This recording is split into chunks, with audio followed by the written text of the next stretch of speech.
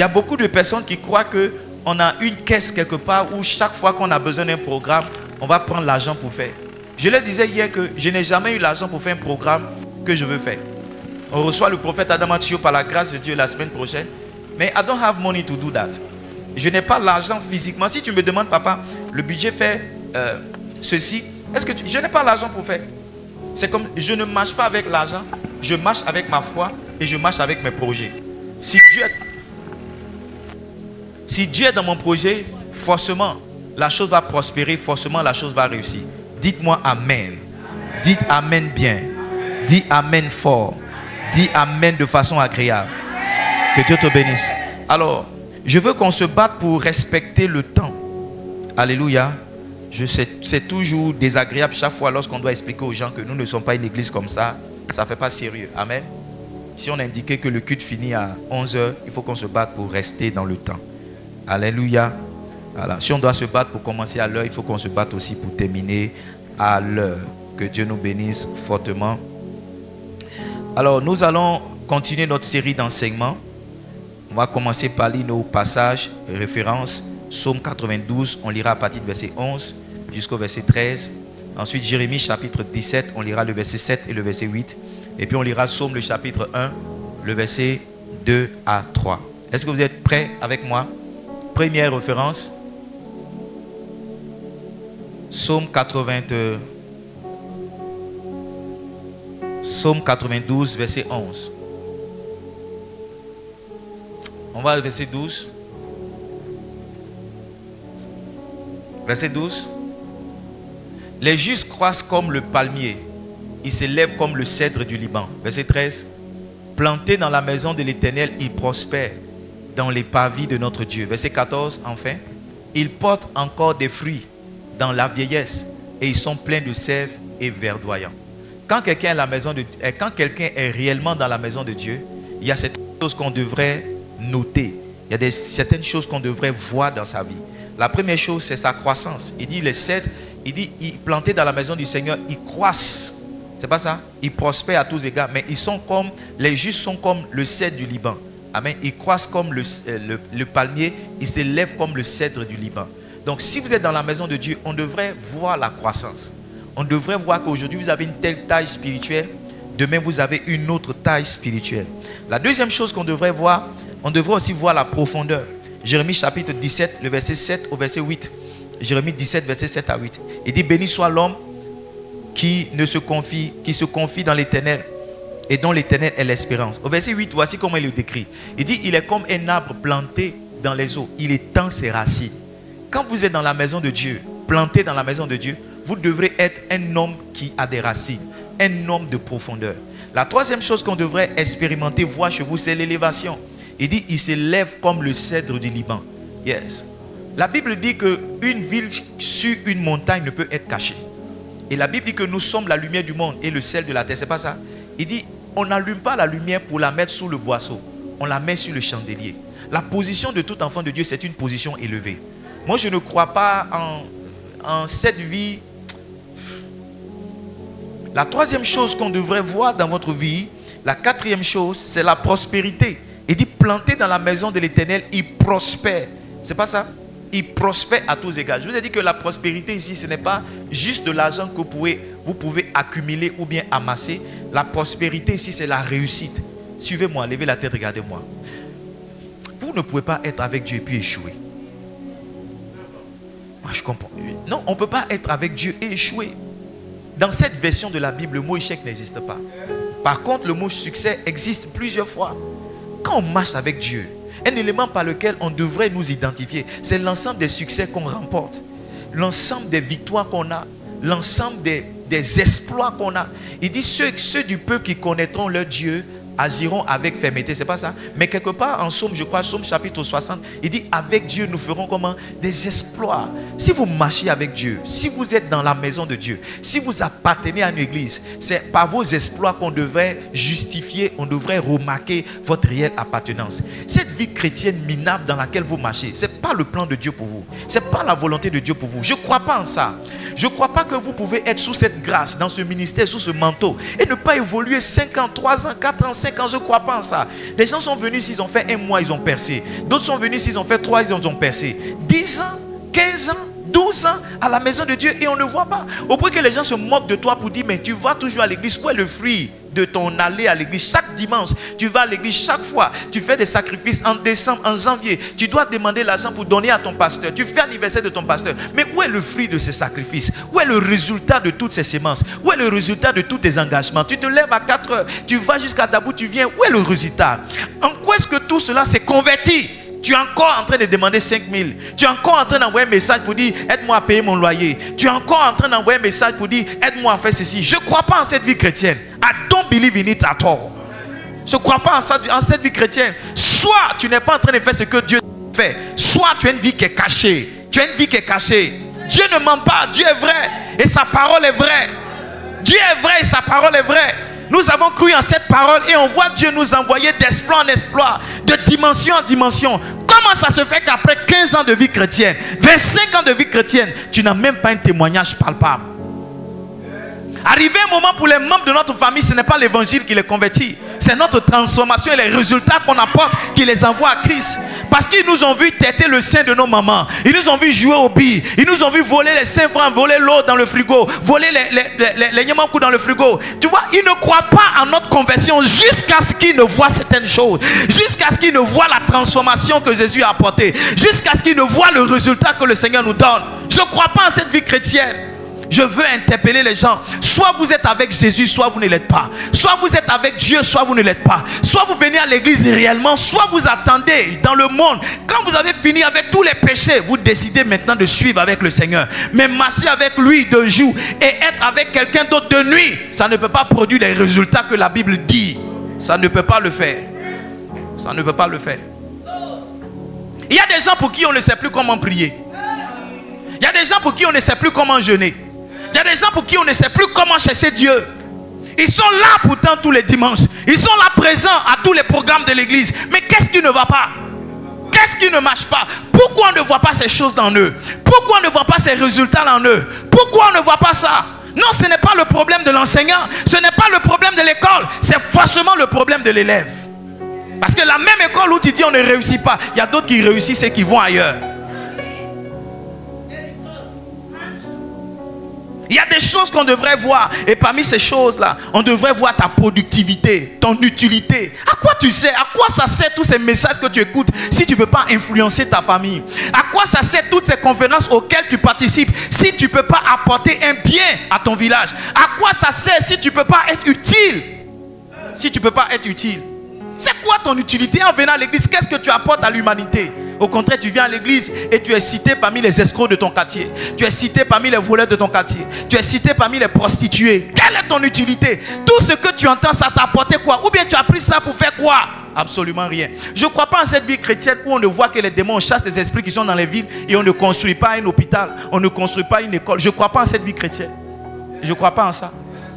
Quand Christ est venu, il a bouleversé l'humanité. Il a bouleversé le monde. Quand les apôtres sont venus aussi, ils ont aussi bouleversé. Ils ont changé les paradigmes et les manières de faire. Je pense qu'on vient à l'église pour attraper la lumière, pour aller éclairer le monde. Je crois qu'on vient à l'église pour attraper la brillance et aller irradier le monde. On ne va pas additionner aux ténèbres du monde. Je ne crois pas en cette vie chrétienne. I don't believe in it at all. Je ne crois pas en ça. Je ne crois pas en ça. La vérité, c'est qu'il y a beaucoup d'hypocrites au milieu de nous. Il y a beaucoup de menteurs, de voleurs au milieu de nous. Il y a beaucoup de double vie au milieu de nous. Et vous voyez, c'est à cause de vous que le nom du Seigneur est gâté. C'est à cause de vous que le nom de l'église est gâté. C'est à cause de vous qu'on insulte les pasteurs. Parce que vous êtes venus ici 5 ans, vous n'avez pas changé. Vous êtes venus ici 10 ans, vous n'avez pas été transformé. Quand on me voit dehors, on se moque de moi. On se dit, voici quelqu'un qui perd son temps. Quand on me voit dehors, on parle de moi en secret. Parce que tu es venu dans cette église, on te connaît. Quand on affiche des images de l'église, on te voit sur les réseaux sociaux à côté du pasteur. Mais ta vie ne donne pas envie. Ta vie ne donne pas envie à quelqu'un de te suivre à l'église pour voir et vivre la transformation que toi tu as expérimentée. C'est à cause de vous qu'on se moque de Jésus. C'est à cause de vous. Il Il y en a qui se disent, mais si aller à l'église, ça produit tel type de personnes, autant rester chez moi. Il y a des gens qui ne sont pas convertis, mais qui sont plus vertueux que les chrétiens. Il y a des gens qui ne connaissent pas Jésus, mais qui sont meilleurs, plus bons. Je ne sais pas si vous pouvez me prêter. Je ne sais pas pourquoi je suis en train de parler avec autant de passion. Qui sont meilleurs que les chrétiens. Il y a des gens qui ne connaissent pas Jésus. Et se disent, mais à quoi ça sert? Je n'ai pas Jésus, mais je suis mieux que celui-là. Écoutez-moi, pour beaucoup d'entre nous, nous sommes en train de perdre notre temps. Le moment où on va réaliser, ça sera tard. Et les gens qu'on devait appeler fils spirituels, on peut les appeler daddy. Parce qu'on a pensé qu'on pouvait jouer à double vie. Je vous dis la vérité, ça ne marche pas. La double vie avec Jésus, ça ne marche pas. Tôt ou tard, vous serez découverts. Et vous serez découverts dans la confusion. Tôt ou tard. Même si on ne vous découvre pas, votre vie me montre qu'il y a quelque chose que vous faites en secret. Assieds-toi une minute. Pourquoi est-ce que les gens n'ont pas toutes ces choses? La sixième chose qu'on devrait voir, c'est la sécurité et la préservation. Je ne sais pas si je suis dans la bonne église. Excusez-moi si je parle avec autant de passion. Mais dans ma prière, je veux voir les gens être transformés. Je me dis, Seigneur, mais pourquoi lui là, il est toujours... Pourquoi celle-là? Celle, elle est là il y a longtemps. Pourquoi?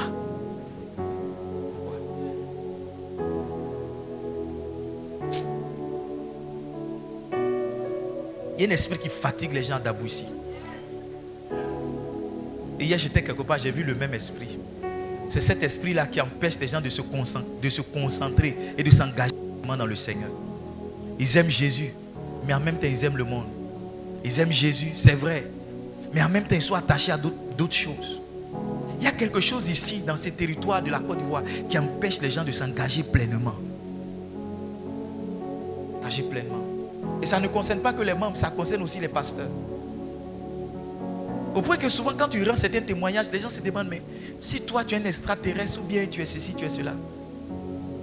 Cette vie en Christ là, si vous ne l'avez pas poussée jusqu'à un certain niveau, il y a des résultats que vous n'aurez pas. Et si vous n'avez pas ces résultats, au bout d'un moment, vous-même, vous allez vous lasser. Hein. Vous allez croire que ça ne marche pas. Vous allez penser que non, il y a autre chose qu'on doit faire encore. Vous allez dire que le pasteur, hein, en plus de prêcher ou bien en plus de prier, il y a quelque chose d'autre qu'il fait. Frère, je ne fais rien d'autre. C'est prier, jeûner, méditer ma parole et agir dans l'obéissance. C'est tout ce que je fais. Je ne fais rien d'autre. Parce que quand les gens n'ont pas un certain résultat, ils expliquent qu'il y a des forces mystiques, il y a des formules maléfiques qu'on additionne pour avoir les résultats qu'on a. Touche un voisin, dis-lui, le jour où tu vas commencer à être sérieux, tu vas voir ce que Dieu peut faire dans ta vie.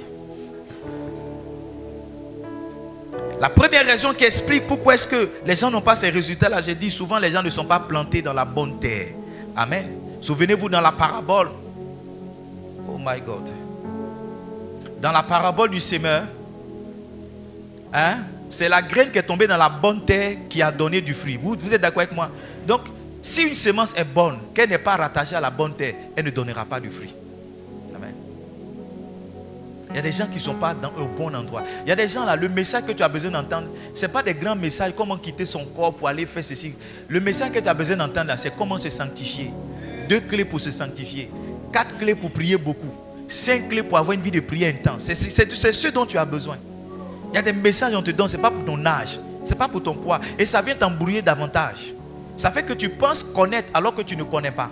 Tu connais le sommet de l'iceberg, mais tu n'as pas la base de l'iceberg. Ça fait que le premier vent qui souffle dans ta vie, ça te renverse. Tu ne comprends pas, tu parles en langue, tu vois dans la vie des gens, mais tu ne peux pas te contenir devant une fille. Tu parles en langue, tu vois dans la vie des gens, mais quand l'argent vient, 10 000 vient, tu tombes dans la corruption. Tu vois, on t'a enseigné ce qui est en haut, mais on ne t'a pas enseigné la base. Quand vous allez à la maternelle, tout ce qu'on enseigne aux enfants, c'est apprendre à faire un rond, apprendre à faire un carré, apprendre à faire un trait oblique, c'est pas ça, un trait droit, apprendre à faire un trait vertical, un trait horizontal. Mais c'est en apprenant à faire ces différents traits-là que demain ils peuvent écrire 1, demain ils peuvent écrire O, ils peuvent écrire A. Tu vois, quand tu vas à la maternelle, tu as l'impression que la maîtresse est en train de perdre son temps. Tu as l'impression que la maîtresse est en train de dépenser ton argent inutilement, alors qu'elle est en train de placer la base qui va aider cet enfant-là à mieux écrire d'ailleurs. C'est pourquoi ceux qui n'ont pas fait une bonne maternelle, le bon CP1. CP1 c'est quoi? C'est cours préparatoires. Si tu n'as pas fait les cours préparatoires, tu ne peux pas bien faire les cours moyens. Si tu n'as pas fait les cours élémentaires, tu ne peux pas faire les cours moyens. Et si tu arrives au collège, tu seras au collège sans savoir lire, sans savoir écrire. Tu seras au collège avec les capacités de mémoriser une leçon de 5 lignes. Pourquoi? Parce qu'on ne t'a pas enseigné les bonnes choses. Et c'est par amour pour toi que Dieu t'envoie ici, pour qu'on t'enseigne les choses qui sont des rudiments. L'apôtre Paul appelle ça les rudiments. La base de la vie chrétienne.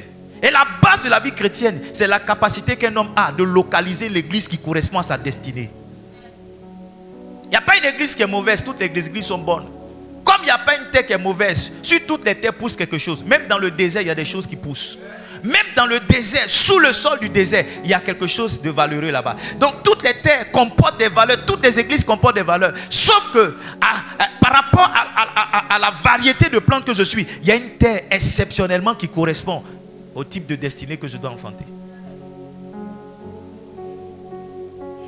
Est-ce qu'on peut s'asseoir? Il y a beaucoup de personnes debout là. Ça.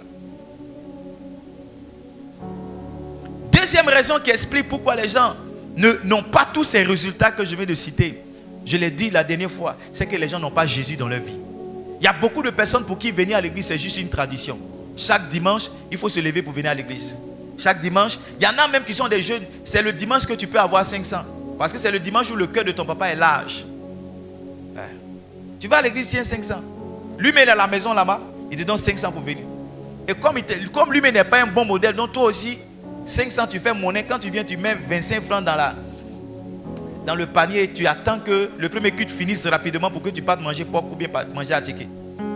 Et tu te fais photo, tu te mets, oh on était à l'église c'était bon, c'était bon. Mais Jésus n'est pas dans ta vie. Laisse-moi te dire la vérité. Si tu es dans ça, que tu es ici, que tu meurs, tu vas aller en enfer. Je vous ai expliqué que moi, je sais prêcher dans des funérailles. J'ai une onction qui vient spécialement sur moi quand je suis dans des funérailles. On va aller à tes funérailles, on dit que tu étais bon, tu étais bien, oh tu étais fidèle, chaque dimanche tu venais. Mais Dieu seul sait où tu t'en vas. Ne venez pas ici si vous n'avez pas commencé par le premier pas qui est Jésus-Christ de Nazareth. Ne venez pas vous asseoir ici tous les dimanches si Jésus-Christ n'est pas dans votre vie. C'est une perte de temps. Tout ce que je vous enseigne, tout ce que je vous dis, ça ne vous servira à rien. Au contraire, vous allez encore regretter lorsque la mort vous prendra, que vous allez voir que vous êtes de l'autre côté. La troisième raison, je l'ai expliqué le dimanche, le mercredi, vous n'étiez pas là. Mais je vais courir là-dessus. La troisième raison qui explique que les gens viennent à l'église et ils n'ont pas ces résultats, c'est que beaucoup n'ont pas renoncé à eux-mêmes. Beaucoup n'ont pas fait comment? Ils n'ont pas renoncé à eux-mêmes. Jésus dit, dans le livre de Luc, slow down, Luc le chapitre 9. Est-ce que je peux avoir votre attention? Est-ce que je prêche dans cette église? Luc le chapitre 9. Allons-y ensemble. Bon, prenons, pourquoi pas, la version de Matthieu. Matthieu 16, verset 24. Matthieu 16, verset 24. La Bible dit ceci. Et je vais clôturer, je vais attaquer mon message de ce matin et clôturer dans quelques 30 minutes. Matthieu chapitre 16, verset 24, j'ai dit. Ma Bible dit, et je veux lire. Alors Jésus dit à ses disciples, si quelqu'un veut me suivre, si quelqu'un veut venir après moi, est-ce que tu peux lire? Ah, ok, ça n'est pas l'écran. Il dit, si quelqu'un veut venir après moi, qu'il fasse comment? Qu'il renonce à lui-même. Il y a beaucoup de personnes qui sont à l'église et ne prospèrent pas parce qu'elles n'ont pas renoncé à elles-mêmes. Le renoncement à soi, c'est une forme de mort. C'est une forme de mort. Et dans le livre de Jean, Jean le chapitre 12, de verset 24, Jean le chapitre 12, de verset 24, il dit, si le grain de blé qui tombe en terre ne meurt, il reste seul. Mais s'il meurt, il porte beaucoup de fruits. Les gens viennent à l'église, ne portent pas de fruits parce qu'ils ne sont pas morts. Ce sont des gourous chrétiens. Ce sont des Yacouba chrétiens. Des Adjoukrou chrétiens. Ça veut dire qu'ils font pour l'église, mais ils font aussi pour l'autre côté. Renoncer, c'est dire non à quelque chose. Et renoncer à soi, c'est renoncer à sa personne. Ah, je sais pas. Je veux dire certaines choses, mais je me pose la question, est-ce que vous pourrez supporter ce que je vais dire? Parce que beaucoup d'entre vous n'allez pas aimer ce que je suis sur le point de dire. Ce qui fait que vous n'avancez pas là, c'est votre attache. Vous savez ce qu'on appelle le syncrétisme religieux? C'est mélanger la tradition avec la Bible. Il y en a même là, c'est la Bible, ils prennent pour attraper les voleurs. Vous connaissez ça, non? C'est la Bible, ils attrapent, vont rouler la Bible, vont dire ton nom, vont tourner. Et puis, tu es un peu chrétien, mais tu es beaucoup adjoukrou. Tu es un peu chrétien, mais tu es beaucoup ébrié. Donc quand tu es parmi les ébriés même, on ne sait pas si tu es chrétien. Beaucoup ici, c'est ce qui vous tue. L'absence de renoncement. Je vous ai dit ici le mercredi, chaque fois que Dieu va vouloir vous amener plus loin, il y a quelque chose qui va vous demander. Il y a quelque chose. Et pour ceux qui n'étaient pas là le mercredi, j'ai expliqué. Souvent, il va ton amour pour le Barça, Real de Madrid, à la Madrid. Souvent, quand Dieu veut t'envoyer, lui, il va dire, donne-moi Madrid là. Donne-moi Madrid. Tu n'as pas encore renoncé. Parce que, étrangement, le jour où il y a culte, le jour où il y a match, et qu'il y a culte, tu ne viens pas. Ton absence de mercredi là, c'est à cause des ballons. Tu aimes Jésus, mais tu n'as pas encore dit non à ballon. Écoutez-moi, il y a certaines choses, tant que vous n'avez pas renoncé à elles, Dieu ne peut pas vous ouvrir. Il ne peut pas vous ouvrir son trésor. Ne critiquez pas un homme que Dieu a béni sauvagement pour dire non, il a fait 2 ou 3. Demandez-lui à quoi est-ce qu'il a dit non. Quelle proposition de la vie Satan lui a donné et puis il a dit non. Jésus a renoncé à lui-même. Il a renoncé à toutes les propositions de Satan. La première de changer la paix en pain. La deuxième de se prosterner et puis l'adorer afin qu'il reçoive tout. Il a dit non à tout ça. La Bible dit que c'est pourquoi Dieu l'a souverainement élevé et lui a donné le nom qui est au-dessus de tout nom. Donc en Philippiens chapitre 2, lisons à partir du verset 6, à partir du verset 5. Il dit, ayez en vous les sentiments qui étaient en Christ. Andi la vura ça. Philippiens chapitre 5 à partir... Ok, il dit, ayez les sentiments qui étaient en Jésus-Christ. Go ahead. Lequel comment? Existait en forme de Dieu, n'a point regardé comme une proie à arracher d'être égal avec Dieu. C'est un français, vous ne comprenez pas, je vous comprends. Mais qu'est-ce qu'il a fait? Il s'est dépouillé lui-même. Il a pris une forme de serviteur. En devenant semblable aux hommes et ayant paru comme un simple homme. Regardez le verset 8. Lis avec moi s'il te plaît. Il s'est humilié lui-même, se rendant obéissant jusqu'à la mort. Si, écoute-moi, si tu ne meurs pas à toi-même, Dieu ne peut pas t'élever.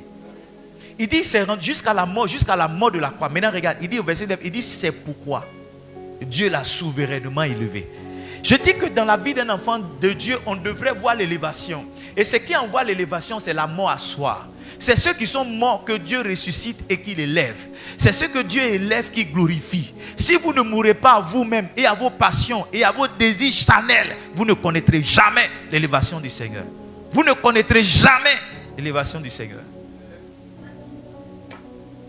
Beaucoup d'entre vous, vous aimez Jésus, mais vous aimez encore ivoire. Vous aimez Jésus, mais vous aimez le vin. Vous aimez Jésus, mais vous aimez encore... Je n'ai pas envie de dire certains gros mots parce qu'on m'entend. Oui, vous aimez Jésus, mais vous aimez encore. Comme mon ami là qui venait de la justice, qui n'avait pas payé combien de mois de loyer, et qui m'a dit alors qu'une belle femme avec des rondeurs le traversait, il disait, Edmond, voici les choses que j'aime. Il est dans des problèmes, mais il est encore attaché à certaines formes, à certaines rondeurs.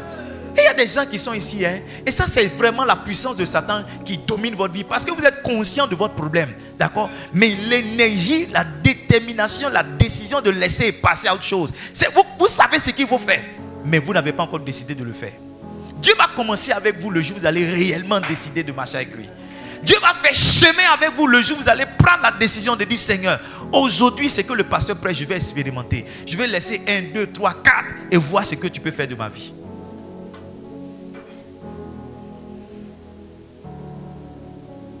Beaucoup qui ne sont pas élevés, qui ne prospèrent pas. Leur problème c'est ça. Attaché au monde. Quand tu viens à l'église, tu regardes ta montre parce que tu dois aller à la plage. Tu regardes ta montre parce que tu regardes ta montre parce que. Et ce que je dis, c'est vrai. Même il y a des pasteurs qui sont dedans.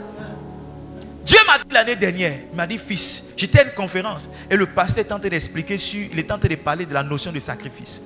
Et disait quelque chose qu'on sacrifie, on se sacrifie soi-même. Et Dieu m'a dit, chaque saison, lorsque je vais vouloir t'emmener plus loin, il y a quelque chose que je vais te demander. Il y a un sacrifice que je vais te demander. Il y a quelque chose auquel tu dois dire non. Si vous lisez la Bible, que vous êtes étudiant de la Bible, c'est l'église qui prend soin de son pasteur. Amen. C'est comment? C'est l'église qui prend soin de son pasteur. Mais il y a un certain niveau d'élévation, Dieu veut t'envoyer. Il te dit, les soins que les gens vont te donner, laisse. Moi, je vais t'envoyer plus loin. Tu vois, si tu ne crois pas mon message, tu ne peux pas faire ce que je suis en train de faire. Mais comment est-ce que je vais vivre?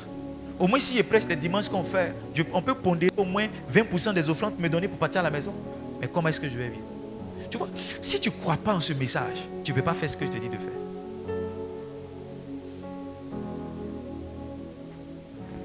Aujourd'hui, je vais appuyer la 4e raison. Tout ce que j'ai dit, c'était juste le résumé. Je vais appuyer la 4e raison. Je vais aller très vite.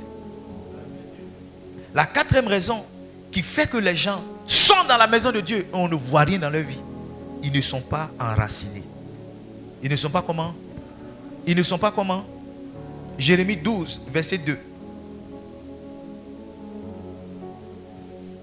Esprit de Dieu, règne, règne, règne dans ma vie, esprit, règne, règne.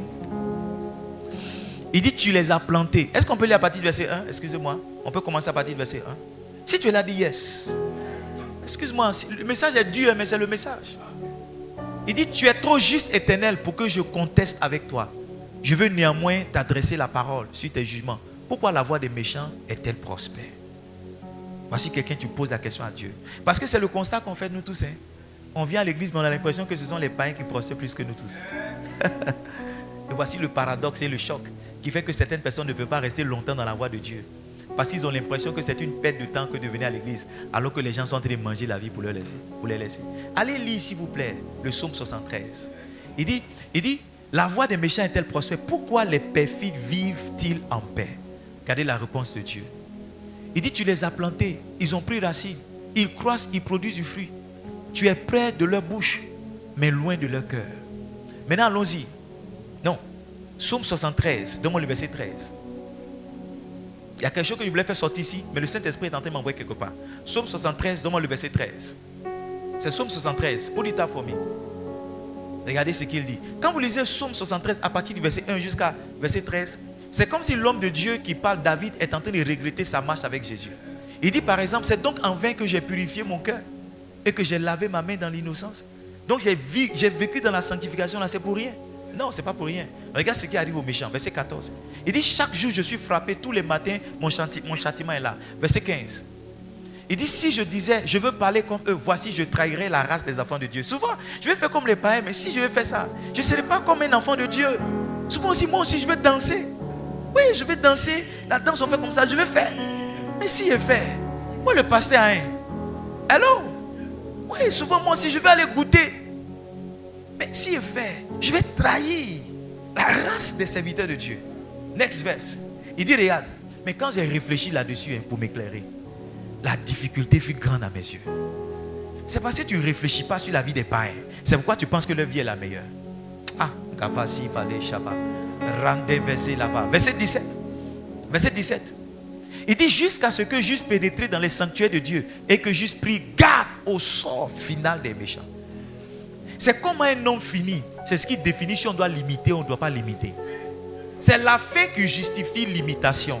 Ce n'est pas dans les débuts d'un homme qu'on se met tout de suite à copier ce qu'il fait. Ce qu'il est en train de faire là, où est-ce que ça l'a conduit? Quand on voit le résultat, maintenant on décide de copier.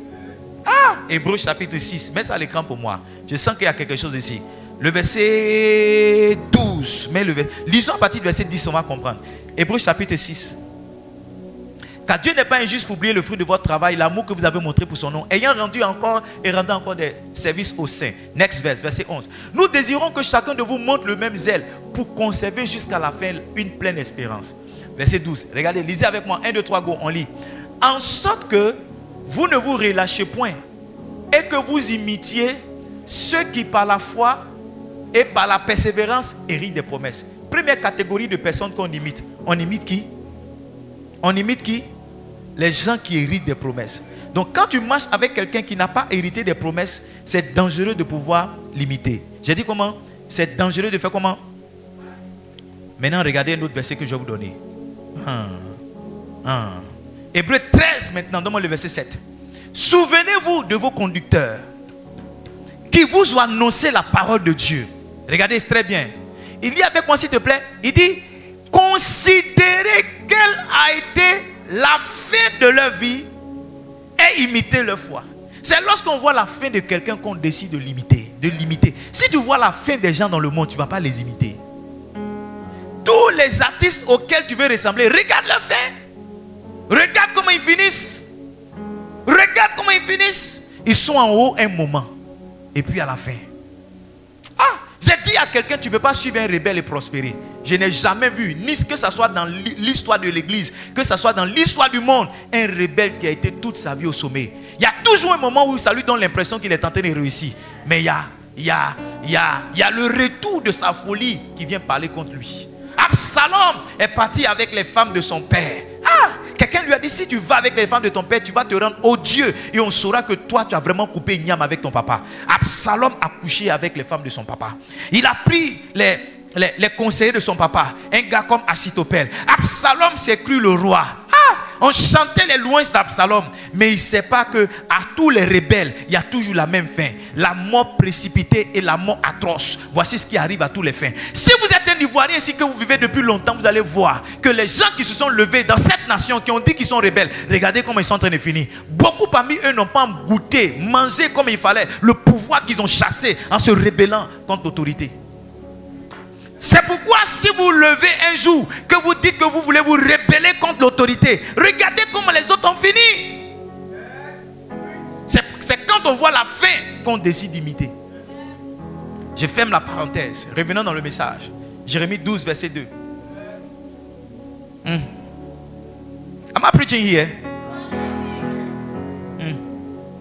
Est-ce que nous sommes en ligne? Nous sommes en direct? Mais ils n'ont pas mis à l'écran. Donnez-moi 30 secondes, je vais partager le message. Est-ce que vous permettez? Yes.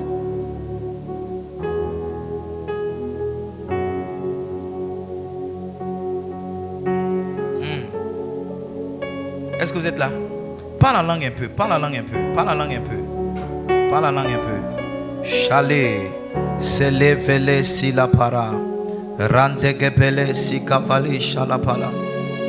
Randa da da da do zondolo kopolo rende de de de do sokovolo zilabala razanda la kapalish rezende gevelish kabrande vasulapa razanda da da dish. Au nom de Jésus. Alors j'étais en train de dire que ce qui fait, quatrième raison, que les gens sont dans la maison du Seigneur, c'est qu'ils n'ont pas de racines. Ils n'ont pas comment? Il dit tu les as plantés. Ils ont pris racine. Lorsqu'un arbre est planté, la première étape dans son déploiement, c'est la prise de racine. Amen. J'ai dit quoi? Lorsqu'un arbre est planté, lorsqu'une semence est mise en terre, les jours qui se passent, pendant lesquels on ne voit rien de la semence est en train de prendre racine. Beaucoup de personnes sont dans la maison de Dieu, elles ne prospèrent pas. Vous savez pourquoi? Parce qu'elles n'ont pas de racine. Dans la parabole du semeur, allons-y ensemble dans le livre de Luc, Luc le chapitre 8, le verset 11 dit, la semence, c'est la parole. C'est pas ça? Verset 12, il dit, ceux qui sont le long du chemin, ce sont ceux qui entendent, puis le diable vient, enlève de leur cœur la parole, de peur qu'ils ne croient et qu'ils soient sauvés. Il dit, ceux qui sont sur le roc, suivez très bien, ce sont ceux qui, lorsqu'ils entendent la parole, la reçoivent avec joie. Lis avec moi, s'il te plaît. Ils n'ont point de racine. Donc, une chose qui justifie l'absence de croissance, l'absence de percée, l'absence d'élévation des enfants de Dieu, c'est justement l'absence de racine. Si un homme n'a pas de racine, il ne peut pas s'élever.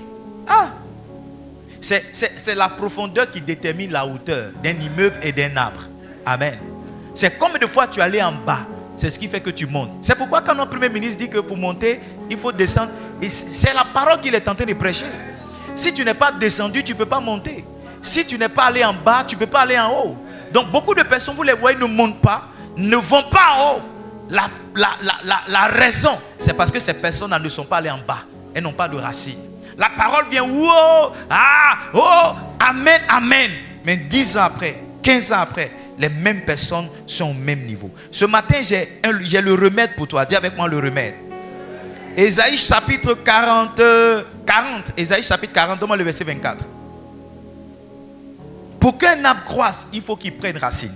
Ésaïe 40, verset 24. Ils ne sont même pas plantés, pas même sémés. Leur tronc n'a même pas de racines en terre. Ils soufflent sur eux, ils se dessèchent. Et un tourbillon les emporte comme la chaume. Ce qui fait que les gens ne résistent pas, c'est parce qu'ils n'ont pas de racines. Les racines vont t'aider à tenir dans des moments de doute. Les racines vont t'aider à tenir dans les moments d'incrédulité. Les racines vont t'aider à tenir dans des moments de persécution et de challenge. Vous savez ce que le Saint-Esprit m'a dit ce matin? Il m'a dit que la lumière du soleil vient avec la chaleur. Si tu veux la lumière, tu dois aussi accepter la chaleur. Il n'y a rien que Dieu donne sans persécution.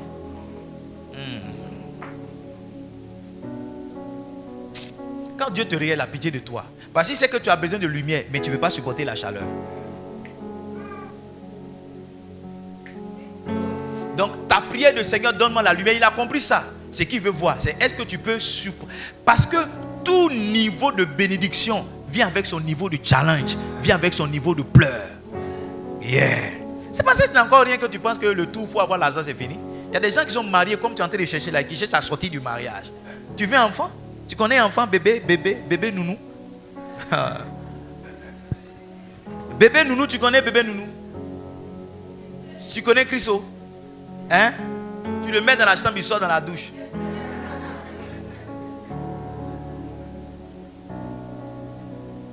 Est-ce que tu le connais? Tu connais les bébés comme ça? Il faut te calmer. Il faut demander à Dieu de t'aider à avoir la force pour supporter ce que tu demandes. Il ne faut pas te lever et demander les choses sauvagement comme ça. Faut pas te lever. Amen. Hein? Il faut demander à Dieu pour la chose que tu demandes. Il faut dire à Dieu de te donner la force et la sagesse pour traverser ça. Tu penses que quand tu auras l'argent, ta vie sera meilleure. Je suis d'accord avec toi. Mais les neveux qui vont t'appeler, les cousins qui vont t'appeler, les membres de l'église qui vont te donner rendez-vous après le culte pour te donner des messages, pour t'accoster dans un couloir de l'église. Si tu n'es pas prêt à supporter ça, il faut dire Seigneur, laisse-moi où je suis. Je mange matin, midi, soir, c'est bon. Parce que c'est un package.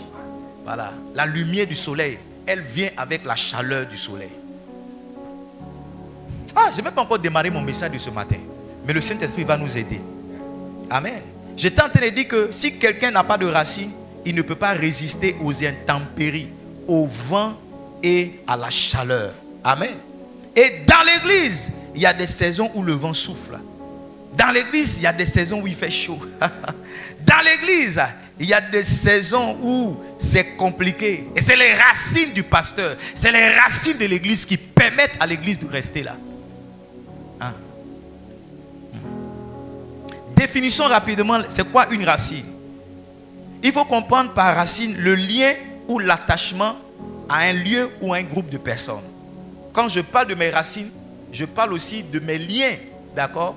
Là d'où je viens d'Adjamé-Béjaville du côté de mon père et je viens de Songon, plus précisément à Godoumé du côté de ma mère. Ça, ce sont mes racines.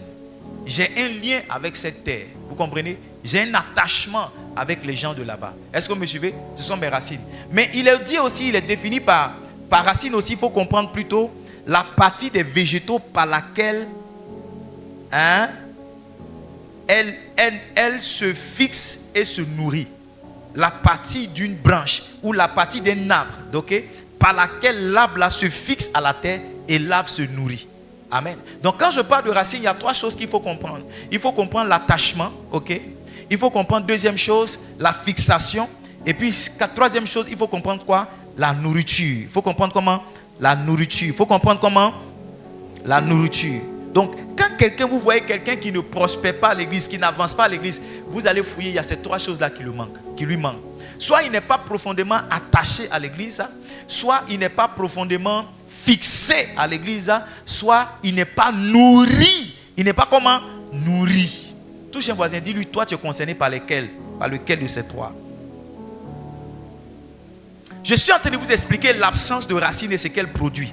Et je viens de vous dire que par définition, la racine, c'est le lien, l'attachement à quelque chose. C'est la partie du végétal ou bien des végétaux qui leur permettent de se fixer et de se nourrir. Donc quand quelqu'un manque de racine, c'est qu'il manque d'attachement à l'église, c'est qu'il manque de fixation, c'est qu'il manque aussi de nourriture. Est-ce que vous êtes là? Donc tout le reste de mon message, je vais vous enseigner comment est-ce qu'on crée les liens, ou bien on reste attaché à l'église, ou bien comment est-ce qu'on reste fixé, et puis enfin troisièmement, comment est-ce qu'on est nourri. Est-ce que quelqu'un est intéressé parce que je suis sur le point de dire? Amen. Comment est-ce que, pasteur, on crée les liens donc avec l'église? On crée l'attachement. On crée les liens avec l'église, l'attachement avec deux choses. Suivez-moi bien. Avec l'amour et le service. Avec comment? Une église que tu n'aimes pas, tu ne peux pas y être attaché. Non. Une église que tu n'aimes pas, tu ne peux pas être attaché à cette église.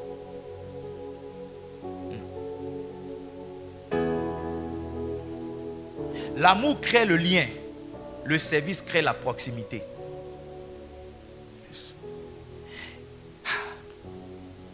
Il y a certaines maisons où le serviteur est plus proche du maître que le fils de son père.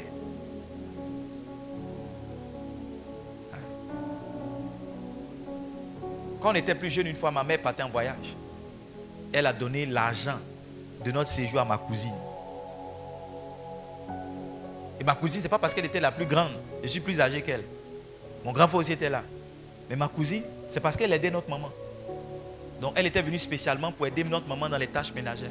Donc quand ma maman partait en voyage, l'argent qui allait nous permettre de vivre pendant la semaine là, elle n'a pas mis dans la main de son fils aîné. Elle n'a pas mis dans la main de son fils cadet. Elle n'a pas mis ça dans la main de sa seule fille ou bien de son fils Benjamin. Elle a mis ça dans la main de celle qui la servait. L'amour crée le lien, mais le service crée la proximité. Dans une église, tous ceux qui sont proches du pasteur sont des gens qui servent.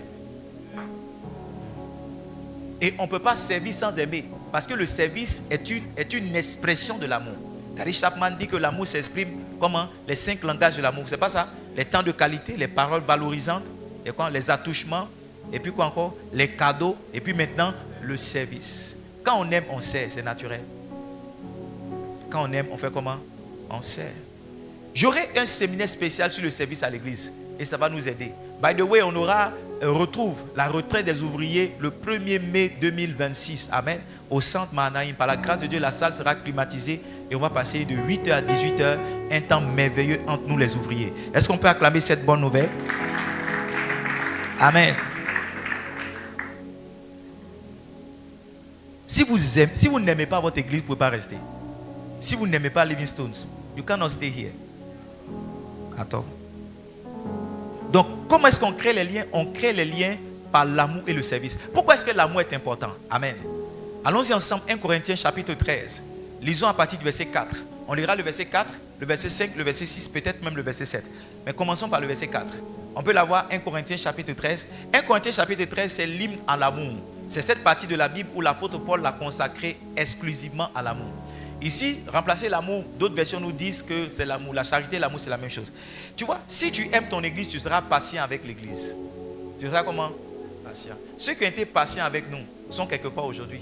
Si tu aimes l'église, qu'est-ce qui va se passer? Tu seras plein de bonté. Tu vas faire de bonnes choses pour cette église. Si tu aimes l'église, allons-y ensemble. Ok, bon, il est passé. Verset 5. Tu ne feras rien de malhonnête pour l'église. Il y a des gens qui viennent à l'église et qui volent les choses de l'église. Les gens qui volent. Vous savez, je vais vous dire la vérité. Moi, je reviens très souvent ici. Dans la nuit, je reviens. Hier, je suis venu, j'ai trouvé un ventilateur derrière là-bas qui était allumé, ça tournait. Souvent, il vient, trouve les ventilateurs. Le jeudi, je suis venu ici. Quand je partais à la maison, j'ai dit au gardien, il faut verser l'eau dans le WC. Ce n'est pas des choses qu'on doit dire en ligne. Parce qu'il y a quelqu'un qui s'est fait plaisir là-bas. Il n'a même pas eu la décence d'aller prendre l'eau. Et si le gardien vient ce soir, il faut lui demander. C'est moi qui lui ai dit. Il faut faire ça. Donc, souvent, je suis obligé de revenir. Ce n'est pas mon travail de pasteur. Parce que vous savez, mon attachement pour ce lieu et pour ce qu'on est en train de faire, excusez-moi, c'est plus élevé que pour la plupart. Il y en a, dès qu'on finit le culte, ils sont bons. Comment est-ce qu'on place les chaises? Comment est-ce qu'on nettoie? Ce n'est pas leur problème. Ils vont à la maison, ils reviennent. Ils vont se plaindre même que l'église n'est pas propre. Mais comment ça se fait? Ça ne les intéresse pas. Et quand ils viennent, c'est eux-mêmes qui viennent salir. Ne laissez pas l'église être un lieu de malédiction pour vous. Parce que je vous dis la vérité, c'est à l'église que Saphira et son mari Anania sont morts. Le roi Osias a pris la lèpre. C'est à l'église, il est mort à l'église. Il a pris la lèpre dans le temple de Dieu. Donc, ce lieu-là peut être en même temps un lieu de visitation, mais il peut être aussi un lieu de malédiction. Hey! Beaucoup pensent que l'église, c'est un endroit où on fait ce qu'on veut. Villa, Fali, Shava, Rendez, Vessel et Vélé. Les enfants d'Élie, le sacrificateur, ont pris l'âge de l'Éternel. Ils sont allés en guerre, mais ils sont morts quand même. Tu peux mourir dans la présence de Dieu. Il y en a qui ne connaissent pas cette dimension de Dieu. La seule dimension de Dieu que tu connais, Dieu est amour, c'est vrai. C'est parce que Dieu est amour qu'il a donné son Fils unique. Mais Dieu est aussi celui-là qui se venge. Il est un Dieu jaloux. Et Dieu n'apprécie pas que quelque chose qui est à lui soit maltraité et mal vécu. C'est pourquoi, écoutez-moi, laissez-moi vous interpeller un peu. Quand vous êtes dans la maison de Dieu, ayez une attitude de révérence. Ayez une attitude de respect. Même si la chose n'est pas... C'est pas comme chez vous à la maison. Chez vous à la maison, c'est plus beau. Mais quand vous venez ici, faites attention. Parce que le même lieu où vous venez pour être béni, vous pouvez être maudit. Laissez-moi vous prêcher la vérité. Il y en a qui viennent à l'église, c'est à l'église, ils viennent se battre. C'est à l'église, ils viennent faire des discours. C'est devant l'église, ils viennent faire des palabres. Mais vous êtes des insensés, excusez-moi de le dire. Non, c'est que vous n'avez pas lu la Bible. Vous ne savez pas ce qui est écrit ici. Laissez-moi vous dire maintenant, pour ne pas que je m'additionne à votre malédiction, à celle que vous allez prendre. Parce que ce n'est pas toutes les malédictions pour lesquelles on prononce des paroles. Il y a des malédictions qui sont déjà là. Dès que tu poses une action, ça vient sur toi. Et la chose avec la malédiction, c'est que ce n'est pas un vêtement que tu portes pour que tout le monde puisse voir pour dire non, aujourd'hui tu es maudit. Ou bien ce n'est pas un parfum que tu dégages pour dire non, aujourd'hui là ton parfum sent mauvais. Hein. Tu as attrapé un parfum de malédiction. Tu es toujours la même personne, la même beauté. Mais tu vois, à cause de la malédiction, il y a certaines choses qui ne t'arrivent pas. À cause de la malédiction, il y a certains événements malheureux qui s'attachent à ta vie. Et tu ne comprends pas, tu viens à l'église mais ta vie ne bouge pas. Tu ne comprends pas, le pasteur prie pour toi mais la vie ne bouge pas. Tu ne comprends pas, tu es à l'église mais tu ne prospères pas. Il y a quelque chose qui est en train de parler contre toi. Il y a un jugement sur lequel tu t'es mis par ton attitude et par ton comportement. Mes enfants, vous qui êtes parmi les chants, vous qui pour 1, 2 ou 3, vous ne faites même pas de différence, que ce soit à l'église, que ce ne soit pas à l'église, vous voulez en découdre. Écoutez-moi, Satan vous a eu. Satan vous a eu. Satan vous a eu. Il a appuyé là où il faut appuyer, pour que justement vous puissiez attirer sur vous-même la malédiction.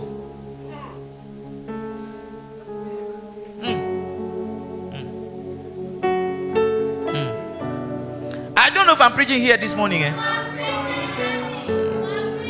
Qu'est-ce qu'il va faire? Tu vas point t'irriter. Si tu aimes, tu vas point t'irriter. Tu ne vas pas chercher ton intérêt. Je vous ai dit par expérience que tout le monde ne vient pas à l'église pour être béni. Il y a des gens qui viennent raqueter. Hier, j'étais dans un programme, j'ai rendu un témoignage, j'ai dit quelqu'un m'a envoyé l'argent pour l'anniversaire de ma fille. Sur place, quelqu'un d'autre a pris le micro pour dire pasteur, on n'a pas encore payé les instrumentistes qui sont là. Est-ce que tu dis que tu as eu beaucoup d'argent? Est-ce que tu peux nous donner? J'ai dit, je ne vous donnerai rien. Oui, par expérience, j'ai vu que tout le monde n'est pas intéressé par je vais prospérer. Il y a des gens qui sont intéressés par la poche du pasteur.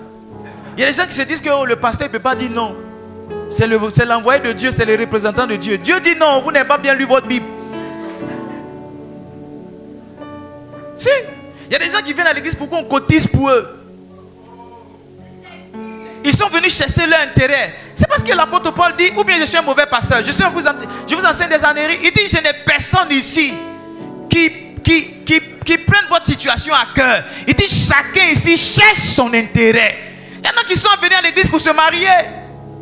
Il y en a qui sont venus parce que la grâce pour voyager est là. Ils veulent juste percer pour partir.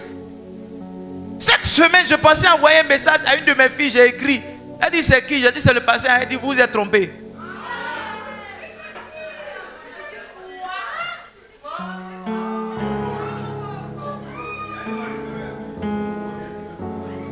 Qu'est-ce qu'il va faire quand tu vas aimer l'église? Quand tu vas aimer l'église, tu ne vas pas t'irriter contre l'église. Suivez-moi. J'espère qu'on parle, mais j'espère que vous apprenez quelque chose. Si tu aimes l'église, là où il y a l'amour, il n'y a pas d'irritation. Tu ne peux pas te fâcher contre l'église. Non, je suis allé là-bas. Ils m'ont, ils t'ont, ils vont, ils n'ont. Si tu aimes l'église, tu ne peux pas soupçonner l'église. Tu ne peux pas soupçonner l'église. Tu ne peux pas, moi, me soupçonner d'être quelqu'un, par exemple, qui veut profiter de toi. Oui, tu ne peux pas. Tu peux pas penser que je te veux du mal. Tu vois, si tu as ce genre de pensée, c'est que Satan t'a eu. Et soit tu te répands, ou bien c'est mieux de partir ailleurs. Parce que tu ne peux pas être béni ici. Tu peux pas être béni. Tu ne peux pas venir à l'église, tu vois, avec la méfiance que. Je suis une fois allé prier, pour un de mes voisins à l'époque, il passait par des challenges et le Saint-Esprit m'a conduit là-bas pour prier. Je vais prier, j'essaie de conduire la prière. Il y a une soeur là qui est venue d'une autre dénomination. Elle me regarde en haut, elle me regarde en bas. Elle me regarde en haut, elle me regarde en bas. Elle me regarde en haut. C'est-à-dire, elle ne participait pas à ce que je disais. Elle ne participait pas à ce que je faisais. Jusqu'à ce que l'Esprit ouvre mes yeux et que je commence à prophétiser. Parce qu'une chose est certaine, c'est que quand la puissance de Dieu commence à se manifester, même les magiciens reconnaissent que this is the real power of God. Quand la puissance a commencé à se manifester, maintenant elle va se confesser pour dire, comme les hommes de Dieu, comme maintenant, comme maintenant, comme maintenant, comme maintenant. Est-ce que je peux progresser? Est-ce que je peux progresser? Écoutez-moi, vous devez aimer votre église. Vous devez servir dans votre église. Si tu es ici, tu dois aimer l'église et la servir. Hier, on était ici avec les gens de la com à minuit. On a pris jusqu'à minuit 30 ou bien 1h du matin. Et j'étais en train de les encourager. J'étais en train de leur donner les raisons pour lesquelles nous sommes à la com. Et tout à l'heure, on aurait une réunion avant de partir. Cette semaine, je suis avec eux. Je leur dirai comment est-ce que la com doit travailler. Et regardez, ce sont des jeunes, qu'est-ce qu'ils font? Ils sont juste en train de se sacrifier. Ils sont juste en train de servir l'église. Alléluia. Amen. Deuxième définition des racines. J'ai dit quoi? Quelqu'un qui n'a pas de racines, c'est quelqu'un qui manque de fixation. Il manque de comment? De fixation. Alors, pasteur, comment est-ce qu'on peut se fixer? Je vous ai dit, il y a 3 catégories de personnes à l'église. Il y a les sympathisants, il y a les membres et puis il y a les fils. Il y a comment? Il y a les sympathisants. Les sympathisants, c'est les gens qui aiment bien le pasteur. Ah, votre pasteur, il est choco, hein? Votre pasteur, il parle bien. Ah, votre pasteur, il connaît la Bible. Hein? Ah, votre pasteur, il s'habille bien. Ah, votre pasteur, ils aiment bien le feeling. C'est pas ça? Le mouvement, le mood. Ils aiment flow. Quand ils viennent ici, ils se sentent. Ah, le pasteur, il chante. Ils aiment bien. Mais il n'y a aucun engagement. Il y a comment? Aucun engagement. Donc, ces gens de personnes ne vont pas dire je vais. Ils vont dire je vais à l'église. Mais quand quelqu'un est engagé, il dit je vais à mon église. Tu ne sens pas qu'il y a une différence? Je m'en vais à l'église. On a culte ce soir. Je vais à mon église. Tu ne connais pas mon église?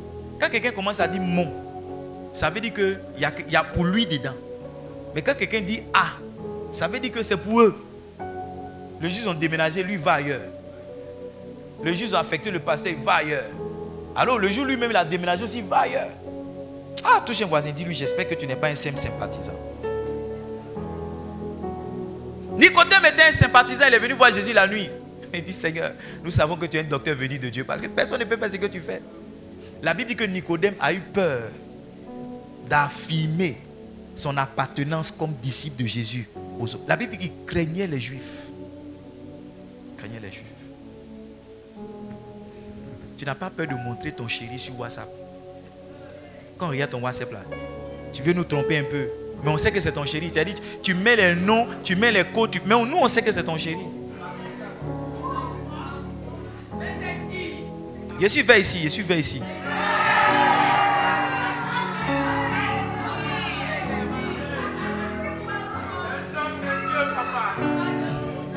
Je suis vers ici et puis ils sont en train de parler. Donc tu mets les noms, ça dit, tu fais comme. Mais nous, on sait que c'est ton gars. On sait. Mais c'est la partie où on veut voir pour ton église, on veut voir pour ton pasteur là. C'est ça qui fait qu'on essaie des statuts, c'est ce qu'on veut voir. Parce qu'on s'est dit que si tu as mis pour ton chéri, si tu n'as pas peur de mettre que ton papa aussi peut voir ton WhatsApp, ta maman peut voir, c'est que tu peux mettre pour ton pasteur. Mais pour ton pasteur, regarde ton statut, ça ne vient pas. Et le jour où tu veux mettre là, tu bloques ton pasteur. Hier, j'étais sur le statut de quelqu'un. J'étais sur le statut de quelqu'un avant-hier. Je disais à ma femme, mais lui là, ah mais pourquoi c'est aujourd'hui on voit ses statuts? Je dis, c'est que nous avait bloqué un moment.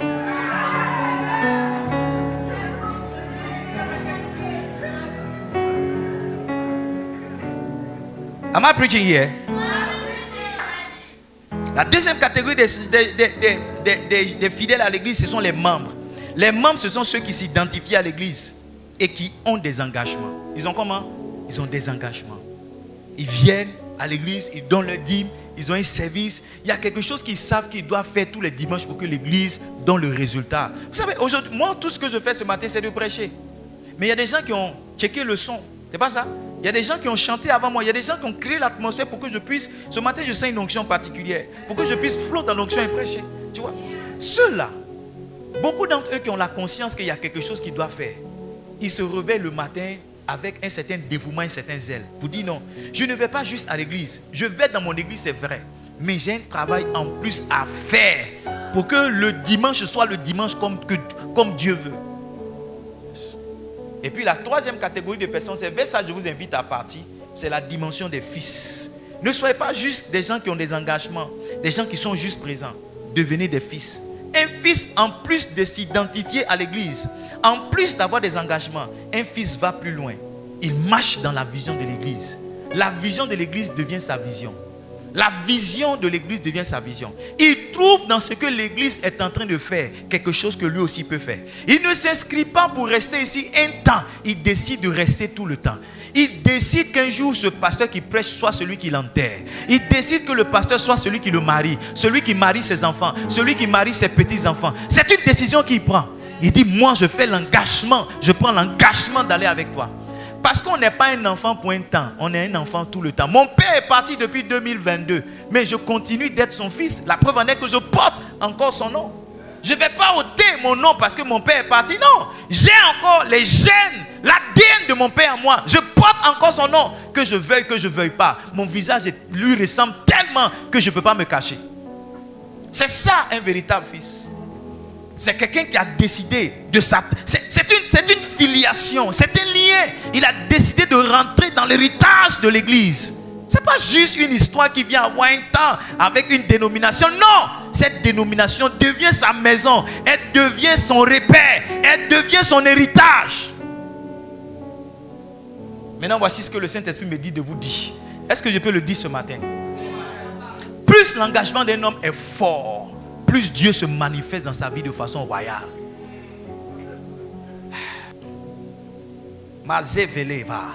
Un câble qu'on n'a pas bien raccordé, c'est pas non? Raccordé, on n'a pas bien attaché. Ce câble-là ne peut pas recevoir l'électricité comme il faut. Arrivé au moment, tu es d'accord avec moi? Puisqu'il est profondément rattaché. Il y a des câbles, il y a des prises. Lorsque il y a des têtes de prise, lorsque vous les mettez dans la prise, c'est pas vrai? C'est difficile pour vous de les tirer. Plus c'est difficile, plus le courant, ça garantit le passage de l'électricité. Il faut que ça soit difficile pour toi de quitter cette communauté. Il faut que ça soit difficile pour toi de quitter ton pasteur. Il faut que ça soit difficile pour toi de quitter tes relations. Un jour, j'étais en train de parler avec un homme de Dieu. Et puis son frère lui disait, le pasteur et puis tel pasteur, ça va pas bien eux. Il dit, faut pas te fier à ce que tu vois. Il dit, leur relation est trop profonde. Il dit cela, leur relation est trop profonde. Donc il ne faut pas juste juger les choses de façon superficielle. Ils peuvent être peut-être en froid un moment, mais c'est tellement profond qu'ils ne pourront pas se séparer. C'est ça, la profondeur. Quand la relation est partie jusqu'à une certaine racine. On ne déterre pas un palmier comme on déterrait une plante de tomate. On ne déterre pas un manguier comme on déterrait un papayer. Les racines du manguier vont très loin. C'est comme ça. Lorsque la relation, les racines sont allées loin dans la relation, c'est difficile de se séparer. C'est difficile. Un jour, j'ai dit à mon épouse, il y a plus de 5 ans ou bien 7 ans en arrière, j'ai dit, elle te divorcer, Larry. J'ai dit, toi, je t'ai divorcé, elle a commencé à rire. Elle dit, toi. Et puis, on a commencé à rire parce que nos relations sont trop profondes. Moi, je n'ai pas connu ma femme. J'ai connu ma femme quand j'étais un élève. Tout ce qu'un homme peut avoir dans la vie, comme le bac, comme son diplôme universitaire, comme son stage, comme son premier travail, comme sa première maison, comme sa première voiture, comme son premier voyage en avion, j'ai tout eu à ma femme. Pour que tu te lèves pour venir s'aimer la discorde en nous, il faut que tu sois né en 1800. Oui, on peut être en froid. Quelquefois on est en froid. Les enfants le savent. Mais mes enfants grandissent et ils savent que les deux là, il ne faut pas t'occuper d'eux. Ils sont là, après ils vont s'embrasser tout de suite. Donc, peut-être au départ ça pouvait, mais mes enfants sont grands, ils voient clair. Ils savent que, papa, c'est qu'il est un peu fâché contre sa femme, mais tu vas voir tout à l'heure, ils vont venir, chérie, coco, ils vont s'embrasser. Parce que quand la relation est profonde, la séparation ne peut pas arriver. Souvent l'arbre tombe, les racines sont là. Et aussi longtemps que le tronc est en place, ça va repousser. Donc tu ne viens pas à l'église 2 dimanches. Mais tu dis c'est mon église, viens venir. Dis à mon pasteur, viens venir. Tu tournes. Après, tu commences à raser les murs. Tu viens, tu t'assois derrière à gauche ou bien derrière à droite. Après, progressivement, tu commences à venir, tu t'assois devant. Quand le pasteur prêche, tu dis yes. Il y a certains de mes enfants qui sont dans cette église. Je sais qu'ils ont refroidi un moment. Mais ce sont mes enfants. Ce sont mes enfants.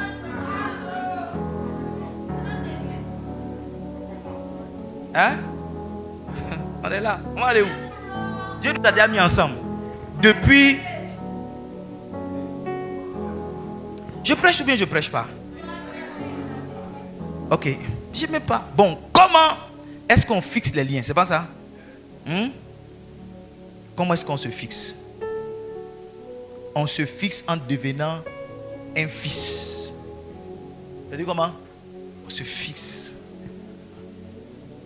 Je suis le fils du prophète Adam Antioche. Je vous ai expliqué une fois, mon papa m'a repris en plein culte, après le culte. Il dit, mais toi, on fait la formation, tu ne viens pas. Je vais dire, papa, lundi, je viens à l'église. Mardi, je viens. Mercredi, jeudi, vendredi. Samedi, ça ne laisse pas venir. Papa, il faut me comprendre. C'est ce qu'il voulait lui dire.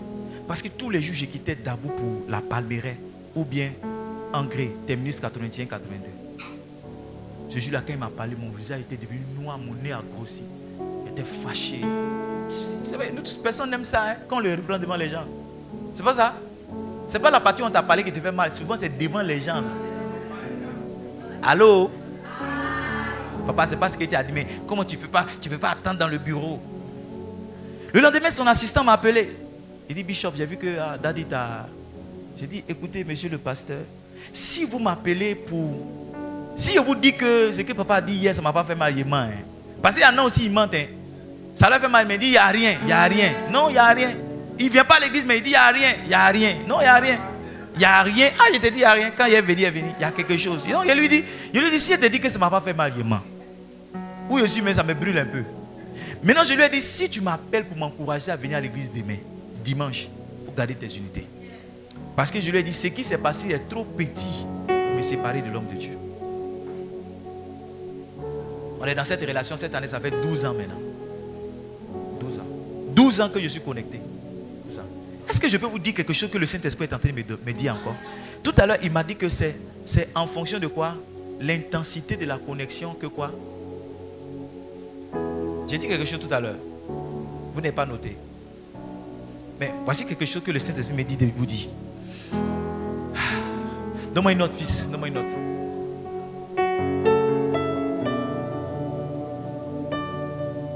Qui veut que je dise ce que j'ai dit? J'ai envie de descendre pour vous dire, mais je ne vais pas descendre. L'Esprit de Dieu me dit de vous dire, le meilleur d'une personne, ce n'est pas dans les débuts qu'on l'obtient.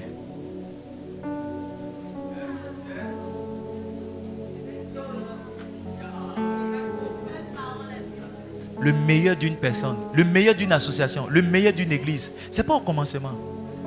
C'est au milieu, vers la fin.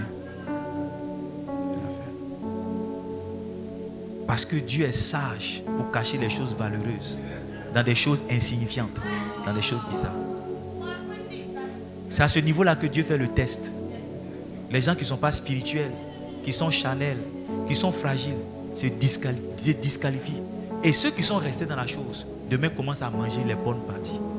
Le temps va venir dans cette église, les pasteurs auront des voitures. Le temps va venir dans cette église, les ouvriers auront des voitures, les ouvriers auront des maisons. Maintenant, suivez-moi bien. Ça sera pour ceux qui seront restés malgré les vents, malgré les tempêtes. Le meilleur d'une personne, le meilleur d'une église, le meilleur d'une relation. Ce n'est pas dans les débuts.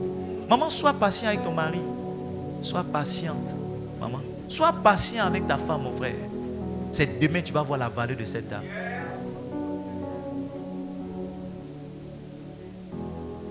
C'est ce que le Saint-Esprit... il y a quelque chose dans cette salle. C'est ce que le Saint-Esprit dit de dire. C'est pourquoi je ne me presse pas de dire non à quelqu'un mais de me séparer. Parce que par expérience, j'ai vu ce que c'est. C'est mon secrétaire général de l'INP. C'est lui qui m'a fait aller en France. On se connaît depuis 2003. C'est en 2026, plus de 23 ans après, que cette relation-là m'a donné un billet d'avion, m'a donné un visa. 23 ans de relation. C'est ça qui m'a donné quelque chose. Touchez voisin, lui dit, tu es trop pressé. Dès que quelque chose t'énerve en même temps, oh c'est bon. Dès que quelque chose, non c'est fini. Moi je n'aime pas durer. Moi je n'aime pas. Tu vas manquer beaucoup de bonnes choses, beaucoup de belles choses que le Seigneur a pour toi. Parce que toutes les choses valeureuses viennent après des tests. Ah, il y a quelque chose ici. Quelque chose ici. Toutes les choses valeureuses viennent avec des tests. Moi-même qui suis pasteur, souvent dans ma bonne foi ou dans ma maladresse, je vais t'offenser. Mais il ne faut pas prendre ça au premier degré. Pour dire le pasteur a voulu me faire du mal. C'est un test de Dieu. Si tu n'es pas spirituel, tu vas te disqualifier. Et ce qui sera étrange, c'est que ta place sera donnée à quelqu'un de moins capable que toi, moins valeureuse que toi. Et tu seras loin. Tu vas voir que quelqu'un est en train de manger dans la place que tu aurais dû avoir. Je vous dis la vérité. I'm telling you. Et c'est pas pourquoi le Saint-Esprit me dit de parler comme ça. Il me dit le meilleur. C'est pas au début que ça marche. Si c'est au début tu as commencé à manger le meilleur, c'est que vers la fin tu as mangé le pire. Allô? Si au début tu as commencé à manger piment, à la fin tu vas boire de l'eau. Piment, on mange ça vers la fin. Ah! Il y a quelque chose ici. Quelque chose ici. soyez pas pressés. Je ne sais pas pourquoi chaque fois je reviens sur ce message. Mais c'est un message d'expérience. Et c'est un message prophétique. Si vous êtes ici, je vous dis la vérité. Première chose, vous n'allez pas manquer le ciel. Deuxième chose, vous allez accomplir votre destinée. Troisième chose, vous allez faire des grandes choses. Quand on va citer les gens qui ont influencé Dabou, quand on va citer les gens qui ont influencé le monde, qui ont influencé la Côte d'Ivoire, on va citer votre nom. Mais est-ce que vous pourrez attendre? Est-ce que vous pourrez attendre passer la saison de la chaleur, passer la saison de la pluie, passer la saison de l'offense, passer la saison de la... Est-ce que vous pourrez attendre? Est-ce que vous pourrez attendre? Il y a beaucoup de choses que j'annonçais. Aujourd'hui, on commence à les voir. On commence à marcher dans ces choses. Il y a des choses que je disais. Oh, je disais. Il y a des gens qui me prenaient pour un clown, un plaisanteur, un plaisantin, un diseur de bonne aventure. Mais on est en train de voir ces choses. On est en train de toucher ces choses du doigt. On est en train d'être propriétaire et bénéficier de ces choses. Les choses les meilleures sont pour la fin. Les choses les meilleures sont comment? Sont pour la fin. C'est pourquoi c'est à la fin du film que le chef bandit meurt. C'est à la fin du film que l'intérêt même du film, c'est à la fin. C'est pourquoi si tu n'as pas regardé le début d'un film, il ne faut pas t'en vouloir. Suis jusqu'à la fin. Jusqu'à la fin. On a regardé un film avant-hier, c'était quand il était férié là. Je passais du temps à regarder un film avec les enfants. Et une dame qui était journaliste, elle a dénoncé une femme qui était agent de la CIA. Parce que vous savez, les agents de la CIA sont protégés par le secret, on ne doit pas dévoiler leur identité. Et quelqu'un lui avait dit, elle avait deux témoins. Le premier témoin, c'est l'un des collègues de la dame qui était Yves et qui a donné le témoignage, qui a donné la révélation, qui a divulgué le secret. Mais le deuxième témoin, vous savez, c'était qui? C'était l'enfant de la femme elle-même. La femme journaliste et la femme de la CIA avaient leurs deux enfants qui étaient dans la même école. Et il y a un garçon qui embrouillait la petite. Elle est venue s'asseoir parce que les deux femmes sont bénévoles. C'est-à-dire de temps en temps, ils vont travailler dans l'école sans salaire. Et la journaliste là, elle accompagnait les enfants dans une excursion. Et l'enfant de la femme qui est à la CIA est venu s'asseoir. Et puis elle dit, ma maman travaille pour le gouvernement. Il ne faut pas dire à quelqu'un.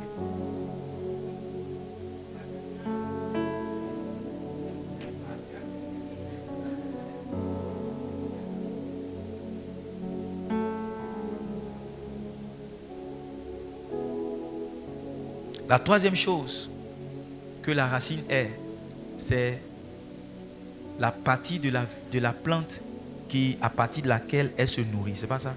Écoutez-moi, vous devez être fixé dans cette église. Deuxième chose, vous devez être nourri. Parce que la racine, ça sert à créer le lien, ça sert à se fixer. Mais la racine aussi, c'est la partie de la plante qui prend la nourriture. Amen. Mais j'ai laissé ça pour le deuxième culte. On ne fait pas tous les songes dans le même sommeil. Hein? On ne fait pas tous les songes. Au deuxième culte, je vais vous enseigner comment est-ce que et pourquoi vous devez être nourri. Comment est-ce que le manque de nourriture souvent amène certaines personnes à ne pas prospérer à l'église, à ne pas grandir à l'église.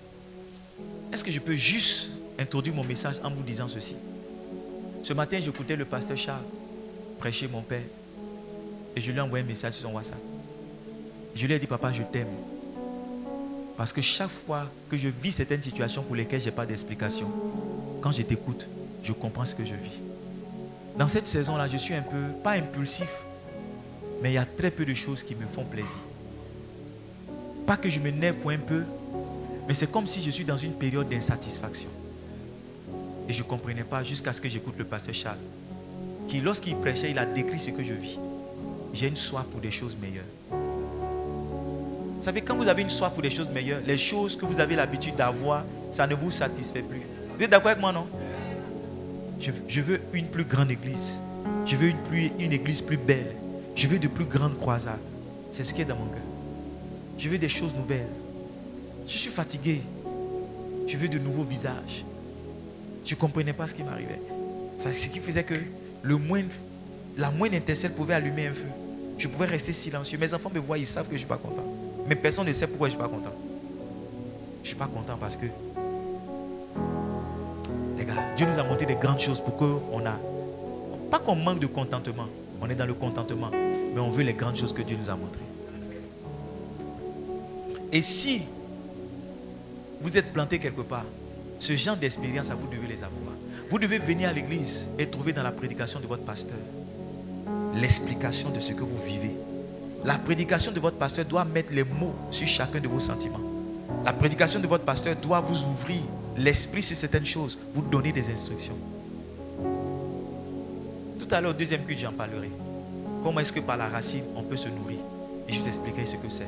Beaucoup de personnes ne jouissent pas de la bénédiction qu'un pasteur est. Beaucoup de personnes ne profitent pas du don. La Bible dit que Dieu, il a fait des dons aux hommes en donnant les pasteurs. C'est pas vrai?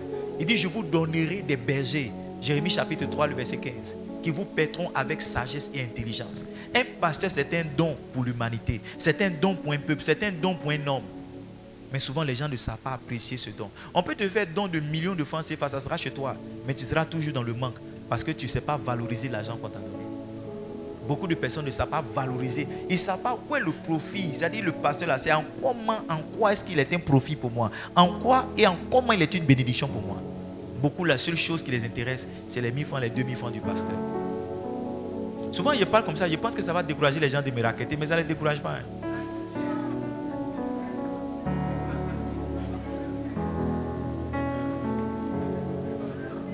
J'ai dit quoi? J'ai dit souvent, il parle comme ça. Je pense que ça va décourager les gens. Mais j'ai l'impression que quand il parle de ça, c'est ça même. Il se dit non, c'est les autres, c'est les autres, c'est les autres. Est-ce qu'on peut se tenir debout? On va prier. Je veux qu'on respecte le temps. Amen. Il faut qu'on finisse à 11h. Qui a été béni ce matin? Sois là au deuxième culte. Au deuxième culte, je vais appuyer. Ceux qui n'étaient pas au deuxième culte le dimanche passé, vous avez raté une grande décharge de l'onction. Il y a quelque chose qui est tombé sur nous. Les deuxièmes cultes, les deuxièmes services ont une atmosphère particulière. Il y a quelque chose, c'est chargé. Si tu n'as jamais goûté, viens. Il y a un deuxième culte. Quelque chose va se passer. Lève les deux mains au ciel et commence à dire merci à Jésus. Lève les deux mains au ciel et dis merci à Jésus. Dis merci à Jésus.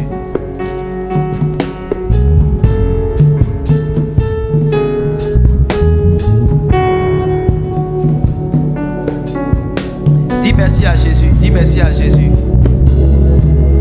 Dis merci à Jésus. Dis merci à Jésus. Dis-lui merci.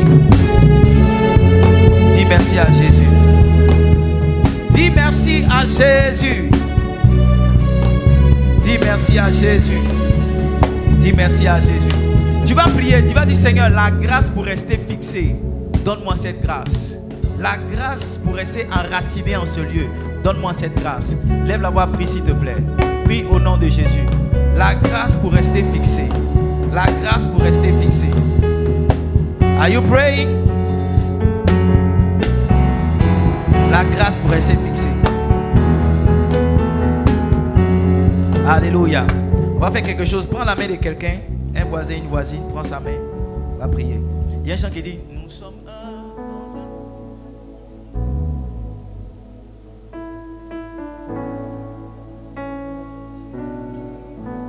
L'Esprit de Dieu. Nous sommes un dans un lien d'amour. Est-ce qu'on peut le dire? Nous sommes un dans un lien. Nous sommes un dans un lien d'amour. Nous sommes un. Nous sommes un dans un lien d'amour. Notre esprit est uni avec l'Esprit de Dieu. Nous sommes un dans un lien d'amour. Sérieusement, je veux te voir 10 années après ici. Je veux te voir 20 ans après ici. Je veux te voir 30 ans après ici. Je veux être le pasteur qui t'enterre. Tu n'as pas dit Amen. Pas dit Amen. Amen. Même si on n'est plus de celui, dans celui-là, je veux te voir. Je veux te voir. I want to see you somewhere else. Je te vois quelque part d'autre. Je prie la grâce qui fait qu'on reste fixé. La grâce qui fait qu'on reste enraciné. Que cette grâce-là vienne sur toi. Alors que nous nous tenons par les mains, que nos liens deviennent encore plus forts. Que nous ne soyons pas seulement des membres d'une même église, mais que nous soyons les membres d'un même corps. Que nous soyons frères et sœurs en Christ. Que nous soyons attachés les uns aux autres. Que nous soyons liés les uns les autres. Au nom puissant et merveilleux de Jésus. Dis Amen.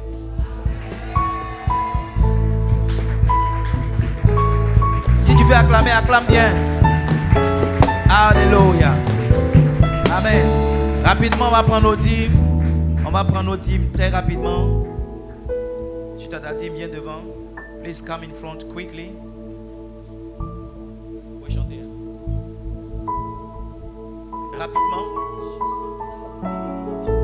Rapidement, si tu as ta dîme, viens. Pendant que nous sommes en train de prendre nos dîmes, suivez-moi, levez la tête, regardez-moi. Le vendredi et le samedi, nous recevons le prophète. Can we have it on the screen? Nous recevons le prophète Adamatio, qui est mon père, le prophète Adamatio. J'ai rencontré le prophète, mon papa, un mercredi de l'année 2014. Et le même jour, quand je l'ai rencontré, il a prophétisé sur ma vie.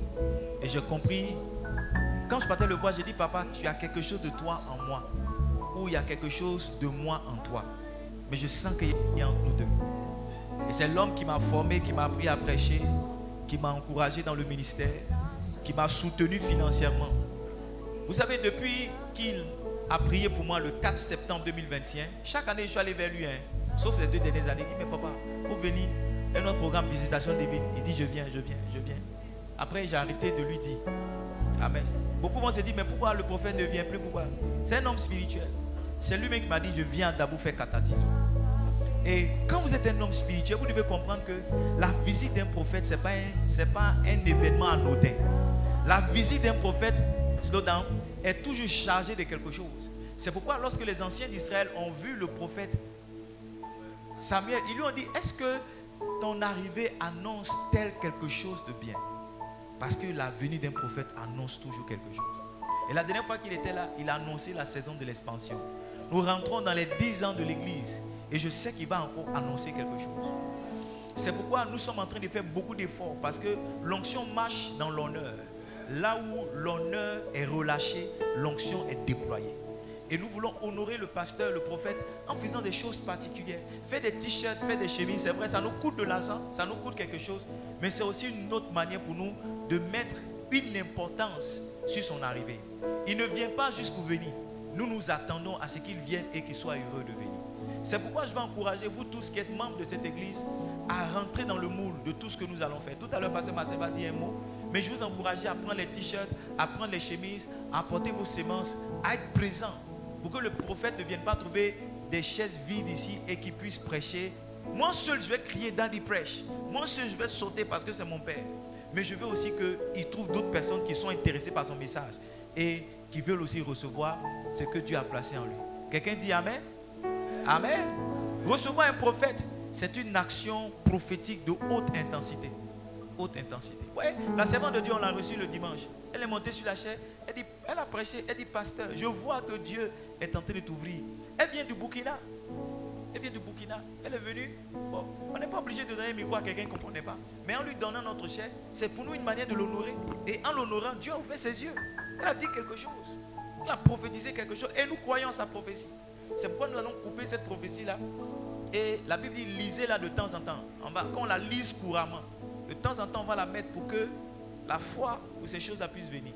Quelqu'un dit Amen. Levons nos dîmes ensemble. Ceux qui sont dans cette église qui ne donnent pas votre dîme, vous n'êtes pas mes fils. Amen. Si je suis un pasteur qui donne dîme, qui donne sa dîme. Amen. Dis, Père, au nom de Jésus, ce matin, je suis devant toi. En retour, de témoigner ma grande reconnaissance. Tu as été bon pour moi. Cette semaine de joie, de bonheur, de gloire et d'allégresse, tu m'as visité. Reçois ce que je transporte ce matin comme une partie de ce que tu m'as donné. Aide-moi, Seigneur, alors que je le fais, à être fidèle dans cet engagement. Et laisse-moi aussi bénéficier des avantages qui sont rattachés à mon obéissance. Au nom de Jésus. Amen. On va donner sa dîme. Que Dieu vous bénisse alors que vous donnez vos dîmes. On va donner sa dîme.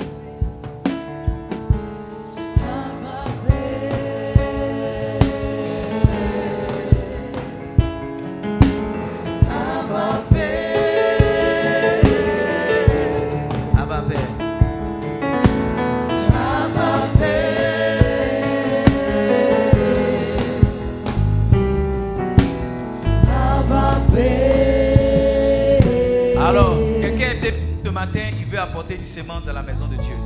Hier, j'étais